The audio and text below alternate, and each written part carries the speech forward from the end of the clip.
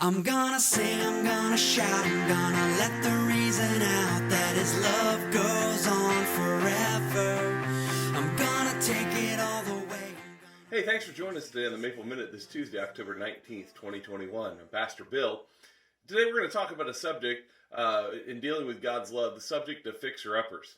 There's a famous Disney animated movie, that has a line in one of their songs that talks about the only fixer-upper that can fix a fixer-upper is true love. It's out of the movie Frozen for those of you that really know your Disney. But by the way, I don't get my theology from Disney, but this line actually has a lot of truth in it. In Romans chapter 2 and verse number 4, the Apostle Paul has been laying out a condemnation on man, and he stops and he asks a question in verse 4 that really is relevant to us. He says this, "Or do you show contempt, disdain," you could put whatever word you want there, contempt, anger, disgust, "for the riches of God's kindness," his kindness, forbearance, and patience, not realizing that God's kindness is intended to lead you to repentance." He asks a question that really can be deep and searching to us. He's pointing out the fact that we get mad at God as God shows those three things he talks about: that kindness, that forbearance, that love that he shows. And then he says, hey, it's probably because you don't realize that God is trying to lead us or fix us.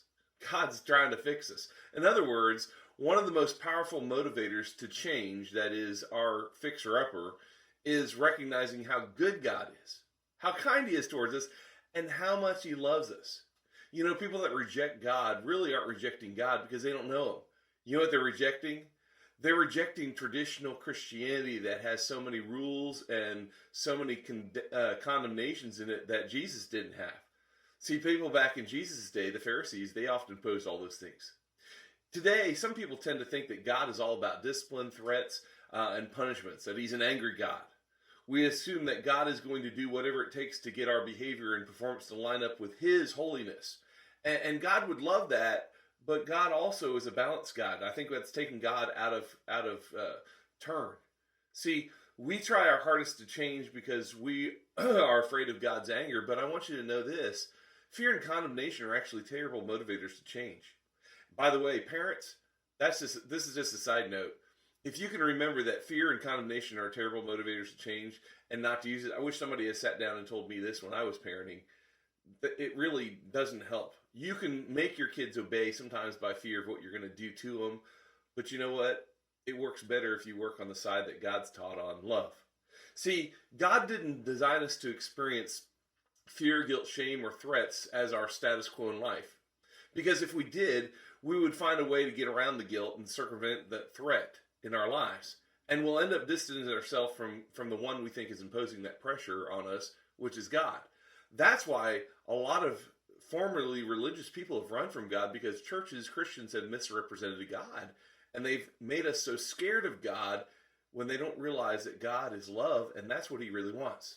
See, when it comes to change, fear and threats backfire. Once again, parents, that's so true. See, laws and rules and punishment are great at controlling us. They are. The law of Moses was great at controlling them. But they're powerless to change us, and so they always fail. God knows that. See, the law of Moses wasn't meant to get his people to be perfect. He knew they couldn't live up to it. It was meant to get his people to recognize how far from perfect they really were. And that's what Paul explains in his writings in the New Testament. See, it wasn't a solution. It pointed people to the perfect solution, and that's Jesus Christ. So what can change us? And that should be a simple question to answer there. It's love. And I'm not talking about romantic love. I'm talking about genuine, selfless, generous love. That's something that parents, we know, but we often don't do, especially when we get upset or angry or hurt because of the actions of our children. Love that gives itself for the benefit of another is what we're talking about here. That's the kind of love that Jesus did. Love that does whatever it takes to serve first, to protect, and to heal the object of the love. That kind of love naturally produces change. See, the problem is often that we are too distracted with our failures, our weaknesses, to even think about God's love, much less explore and apply it. See, we spend too much time and effort into improving ourselves and perfecting ourselves and putting on things to cover up our failures. The truth is, we're all fixer-uppers. But the additional truth is, we can't fix ourselves. You can take all the self-help books out there and try and fix this and fix that. You can go on every diet and every crazy thing, but you can't fix yourself. And for those of us that are neurotic self-fixers all the time, or we try and fix everybody, we just get so upset because we just keep failing and failing and failing. God's the fixer. That's the truth. He's the one who repairs us, and his tool of choice is love. It's love. It's not disgust. It's not laws and rules. It's love. See, when you catch a glimpse of God's heart towards you, when you realize how passionately he backs you and believes in you, change becomes sort of automatic, really. See, growth is inevitable when we realize that God just wants us to be the best version of us that we can be, and that version is going to look a lot like him. Transformation takes place not because you force yourself to change out of fear of punishment or out of guilt or whatever other things, but because love set you free to grow in ways you never thought was possible. So why don't you try this week letting love set you free? In thinking it over today, let me ask you a few questions to consider, and maybe you should discuss them with your family, your kids, whoever. But let me ask you this question, first of all. Do you spend more time thinking about your failures or God's love? If so, let me ask you, why is that true? And then, how does that affect you? Maybe you could ask, if you have younger kids, maybe you ask them, are they scared about failing God? And how do they feel about Christianity? Do they feel like it's a checklist full of rules?